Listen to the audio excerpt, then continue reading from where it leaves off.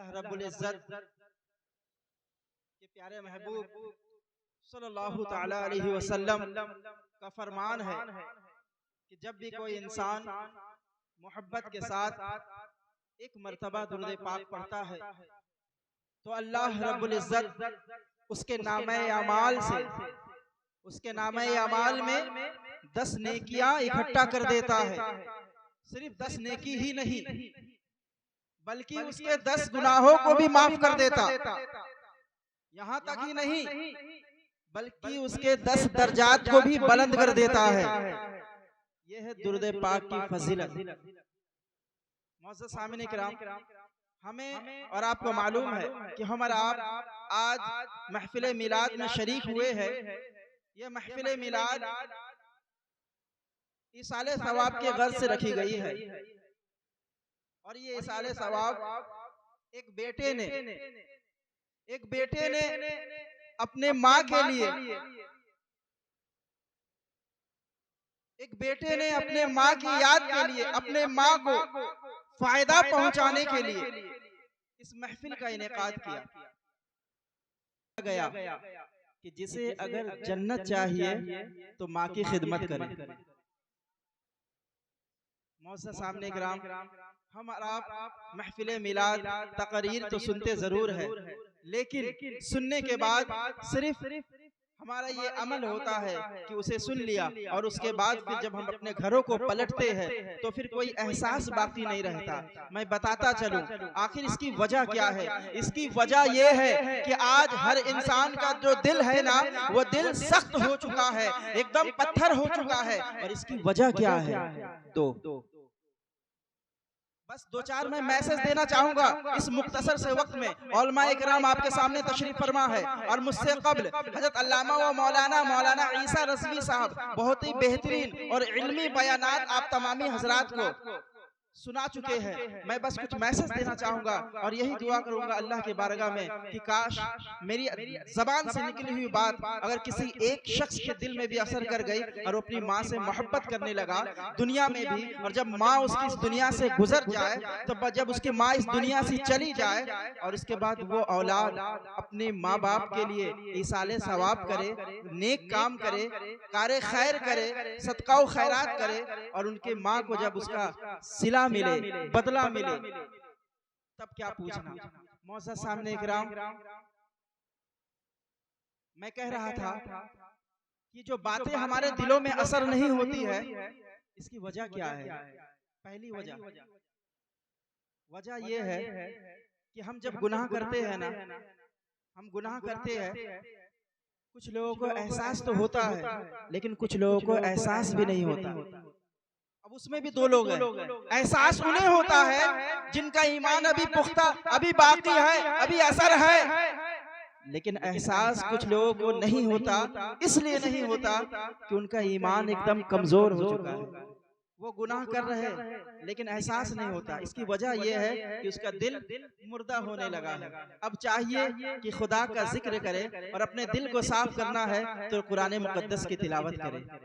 मेरे आका फरमाते हैं कि जब किसी इंसान का दिल मुर्दा हो जाए ना, अगर दुनिया में कोई चीज अगर गंदगी हो जाए, कोई अगर लोहे में जंग लग जाए, उसे साफ करना है तो केरोसिन तेल में डाल दीजिए, किसी केमिकल में डाल दीजिए, वो साफ हो जाएगा। कपड़ा अगर गंदा हो गया उसे अगर सर्फ में डाल दीजिए, वो साफ हो जाएगा।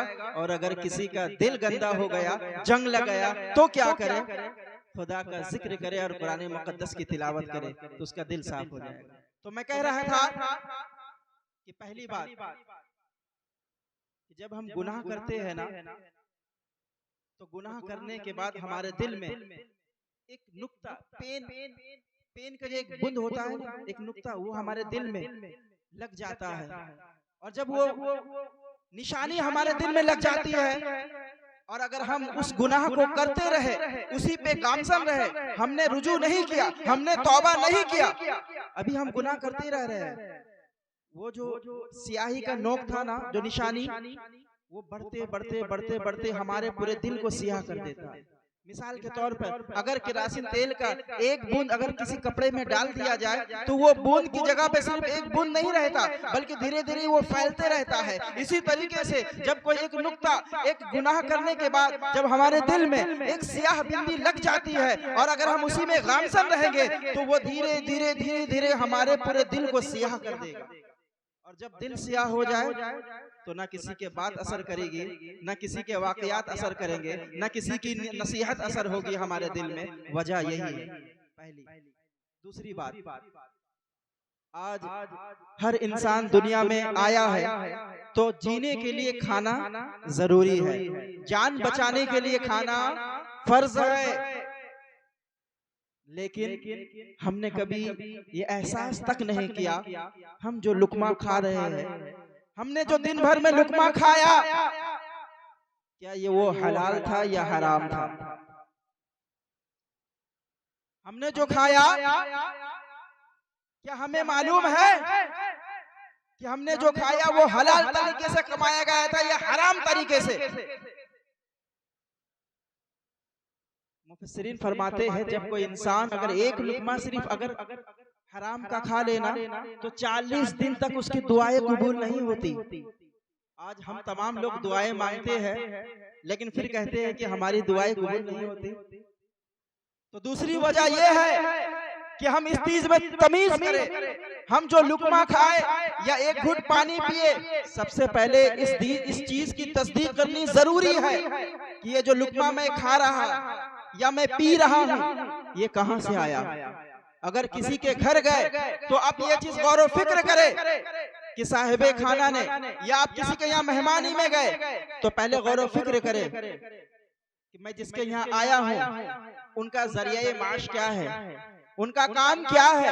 कहीं ऐसा तो नहीं किसी शराब के भट्टी से आए हैं, कहीं ऐसा तो नहीं सूदखोरी में डूबे हुए हैं, कहीं ऐसा तो नहीं किसी दूसरे कामों में किसी ऐसे बिजनेस में वो लगे हैं जो कि शरीयत में जायज नहीं है। अगर आपको मालूम हो जाए कि वो शख्स, वो इंसान किसी ऐसी कैटेगरी में गिरफ्तार है तो फिर वो लुकमा आपके लिए जायज नहीं।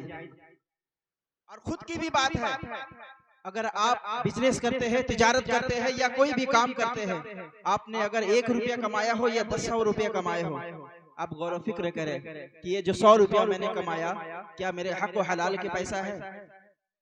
आज ऐसा भी होता है, आज लोग बिजनेस में झूठ बोलना आम समझते हैं, कहते हैं कि अगर नहीं बोलूं तो चलेगा ही नहीं। अस्तगफिरुल्लाह।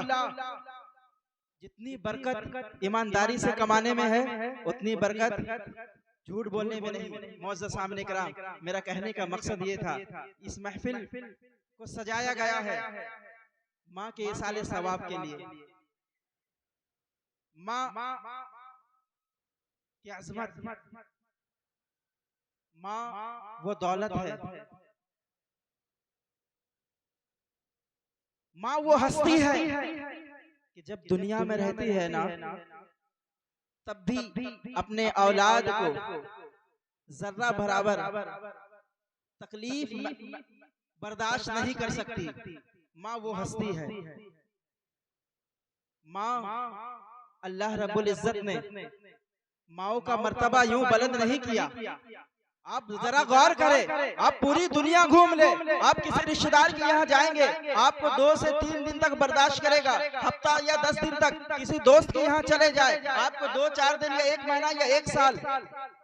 अगर आप अपने घर में भी देखें ना, भाई है, बहन है, चचेरे, ममेरे, खलेरे, जितने भी रिश्तेदार हैं, हर कोई आपकी इज्जत करेगा, लेकिन कुछ वक्त के लिए। या कुछ लोग इज्जत करेंगे लेकिन किसी फायदे के लिए। जब तक आप कमा रहे हैं तब तक आपकी इज्जत होगी, जब तक आपके जेब में पैसे हैं तब की आपकी आओ भगत होगी। लेकिन एक वाहिद माँ ही एक ऐसी हस्ती है जो बगैर फायदे की, जो बगैर पेमेंट की, जो बगैर बख्शिश की आपकी पूरी जिंदगी आपकी खिदमत करती है और आपकी सलामती की दुआ करती है। जरा सोचिए, अगर वो माँ इस दुनिया से चली जाए, वो माँ का साया हमारे सर से उठ जाए तो हमारी क्या जिम्मेदारी है? क्या हमारी यही जिम्मेदारी है कि बस माँ को कब्र में लेटा के आ जाए और उसके बाद फिर हम अपनी बिजनेस में लग जाए? ना कभी घर में कुरान खोल के देखा, ना कभी माँ के लिए दुआ पढ़ी, ना माँ के लिए इसाले सवाब किया, ना माँ के लिए कुरान खानी की, ना माँ के लिए सदका खैरात किया, ना माँ बाप के लिए बच्चों को बुला के घर में कुरान खानी का महफिल का इनेकाद किया, ना ही कभी आपने कोई कार्य खैर किया, ना ही अपने सदका खैरात किया। याद रखे, जब माँ बाप इस दुनिया से चले जाते हैं ना, तो जाने के बाद वो इस तरीके से इंतजार में रहते हैं जैसा कि कोई भूखा खाने के इंतजार में रहता है कि शायद कहीं से कोई खाना आ जाए। माँ बाप इस तरीके से इंतजार में रहते हैं कि उसके औलाद कोई नेक काम करे, कोई अच्छा काम करे, मेरे नाम से इसाले सवाब करे, ताकि उसका बदला उन्हें मिले। अब जरा सोचिए, जिन लोगों के इस महफिल में जिन लोगों के माँ बाप इस दुनिया से चले गए हैं, जरा गौर करें, हमने आखिरी बार अपने माँ बाप के लिए कब इसाले सवाब किया? या जिन लोगों का माँ बाप इस दुनिया में मौजूद है, जरा गौर करें, कब आपने अपने माँ के सामने बैठकर दो मीठी बातें बात की हो? कभी आपने पूछा, माँ क्या खाओगी, माँ आपको क्या पसंद है? कभी आपने पूछा, माँ आपकी तबीयत क्या खाने का दिल कर रहा है? कभी आपने पूछा, माँ चले मैं बाजार ले चलूं, आपको आपके पसंद का कोई चीज दिला दूं?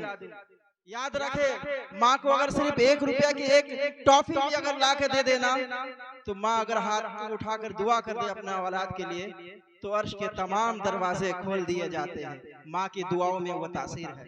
मौजूद सामने इकराम, जरूरत है इस बात की, हम अपनी दुनिया में खोए हुए हैं, लेकिन याद रखिए, माँ ऐसी अजीम हस्ती है जिन्हें भुलाना, जिन्हें ठुकराना, जिसने उफ तक करना मना किया गया है। चिल्लाने की तो दूर की बात है।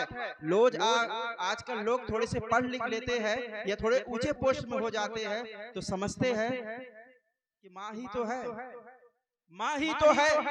लेकिन याद रखे, आप जमीन से आसमान तक क्यों ना पहुंच जाए, लेकिन माँ का मर्तबा कभी कम नहीं होगा। तो हमें जरूरत है इस बात की कि हमें चाहिए कि अगर दुनिया में माँ बाप है तो उनकी इज्जत करे, उनकी अजमत को बजा लाए, उनकी तमाम ख्वाहिश को पूरी करने की कोशिश करे। और जब माँ बाप इस दुनिया से गुजर जाए तो ज्यादा से ज्यादा हो सके तो अपने माँ बाप के लिए साले सवाब करे और हर नमाज में अपने माँ बाप के लिए दुआ करे। अल्लाह रब्बुल इज्जत की बारगाह में दुआ है, अल्लाह रब्बुल इज्जत हम तमाम लोगों के जिनके माँ बाप इस दुनिया में मौजूद है,